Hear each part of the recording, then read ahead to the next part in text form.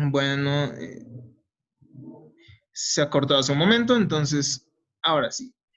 ¿Qué tipo de bienes, sobre qué tipo de bienes, sobre qué tipo de cosas puede recaer la responsabilidad? O sea, sobre qué daño, sobre qué cosas que generen daño puede hacerse uno responsable.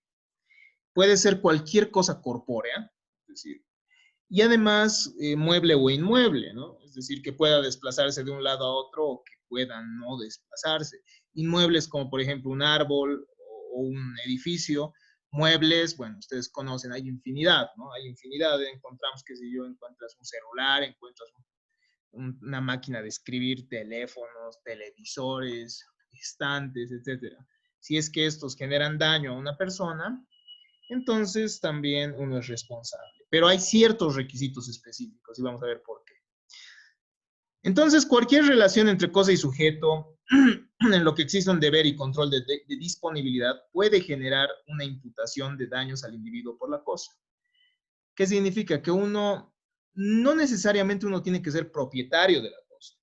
Basta que le hayan dejado el cuidado de la cosa, basta que se encuentre en poder de la cosa y la cosa genere un daño para que exista responsabilidad por custodia de la cosa, ¿ya? Es decir, basta que, basta que la persona que tenga la custodia de la cosa tenga cierta disponibilidad sobre la misma. Es decir, qué sé yo, puede ser que te has encontrado, supongamos, ¿no? Que te has encontrado, a ver, ¿qué puedes haberte encontrado en la calle? Has encontrado una silla en la calle y no sabes a quién pertenece, piensas devolverla después, eres una persona honrada, digamos. Digamos que pasa este caso específico. Entonces, y esa silla genera un daño debido a que tú tienes la disponibilidad, entonces eres responsable. No es necesario que exista una relación contractual previa, eso es lo que nos dice la jurisprudencia, espero que se entienda esto. Es decir, que cualquier relación entre cosa y sujeto en la que exista un deber de control puede generar la imputación de los daños. Por otro lado, no existe ni siquiera un requisito de peligrosidad de la cosa, es decir, no es necesario que la cosa sea peligrosa en sí misma, basta el surgimiento en la propia cosa de un agente dañoso, incluso ocasional.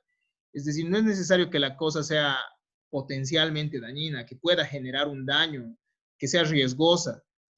Basta con que ocasionalmente, es decir, de casualidad en algún instante genere daño para que el agente del daño, es decir, para que el responsable, es decir, el que tiene su custodia, se haga responsable por esto, por el daño que genera la cosa. La cosa puede ser cualquier bien mueble o inmueble, ¿no? Que pueda o no desplazarse de un lugar a otro.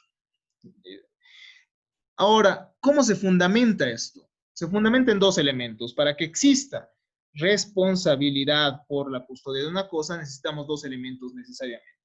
En primer lugar, tiene que existir el daño y tiene que verificarse el daño en el ámbito, nos dice, del dinamismo de la cosa y del desarrollo de un agente dañoso surgido en la cosa. ¿A qué nos referimos con este primer elemento? En primer lugar, la cosa misma, de acuerdo al normal, ¿cómo diríamos? Desenvolvimiento y al normal transcurso del tiempo, debería llegar a generar un daño en estos casos.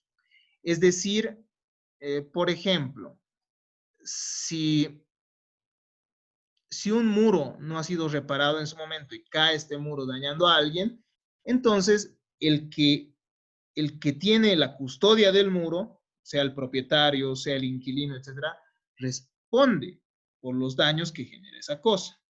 Puede ser alguien a quien le has prestado la casa, etcétera, ¿no? Entonces, pero obviamente eso no exime al propietario también, porque el propietario también tiene la posibilidad de realizar los arreglos. O, por ejemplo, hace un grupo me presentó un interesante caso, ¿no? El grupo de Cristal y Soledad me presentaron el caso de una persona que ha generado daños por una maceta, si mal no estoy. Voy a cambiar un poco este caso. ¿Qué pasa, por ejemplo, si uno tiene una terraza, tiene un balcón en el cual cuelgan diferentes diferentes macetas, ¿no? Y al final uno no deja que pase el tiempo y al final por no realizar el mantenimiento, se oxidan las cadenas que sujetan a las macetas, cae la maceta y cae sobre la espalda de una persona o cae sobre un auto, por ejemplo, ¿no? Puede caer sobre un automóvil generando daño a otra persona, rompiendo el parabrisas, por ejemplo. Entonces, en este caso, sí estaríamos ante una responsabilidad por, por cosa en custodia, ¿no? Porque es el mismo dinamismo de la cosa, es decir, no ha intervenido necesariamente de manera activa el agente del daño, es decir, el que tiene la cosa para generar el daño. ¿Por qué voy con esta diferenciación? Eso es importante. Es diferente si el dueño de la maceta la agarra y la lanza encima de un automóvil. En este caso, estamos ante un caso de responsabilidad subjetiva, ¿no? E ingresa esto de todo aquel que con su conducta dolosa o culposa genere daño a otra debe resarcir el daño. Entonces, no estamos ante este tipo de responsabilidad objetiva, porque hay una actitud activa, puede ser culposa o puede ser negligente de la persona que ha generado el daño. Por ejemplo, a ver, no va a haber daño respecto de una cosa o por la custodia de una cosa si es que, por ejemplo, a ver, yo tengo esas mismas macetas, estoy jugando fútbol, golpeo una de ellas, cae a un auto, entonces va a ser mi actitud culposa la que genere el daño y no así el desenvolvimiento y el dinamismo de la cosa, ¿no? Por ejemplo, yo les decía, ¿qué pasa si dejo mal estacionado mi automóvil? Me voy y el automóvil va en bajada, ¿no? Lo estacionas en bajada, mal estacionado y empieza a dañar gente, se choca contra una puerta, entonces en ese caso sí estaríamos ante un daño porque por la custodia de la cosa, es decir, no has cumplido un rol activo. Sí hay una omisión tal vez que ha generado el daño, pero es la cosa misma la que va a generar el daño, ¿entienden? Entonces en este caso sí estaríamos ante una responsabilidad objetiva, pero es diferente al hecho que tú quieras efectivamente atropellar a alguien, ¿no? No es que estás respondiendo por el daño que genera la cosa, sino por tu actitud culposa o tu actitud dolosa. El segundo elemento, entonces espero que se haya entendido este primer elemento, ¿no? Se requiere que el daño surja del dinamismo de la cosa, es decir, surja de la cosa misma. Y en base a esto es que se va a relacionar al responsable, ¿no? El agente dañoso entonces va a ser la cosa misma, es decir, lo que genere el daño va a ser la cosa misma, sin intervención de otra persona. En segundo lugar, tiene que existir un poder físico efectivo de un sujeto sobre la cosa.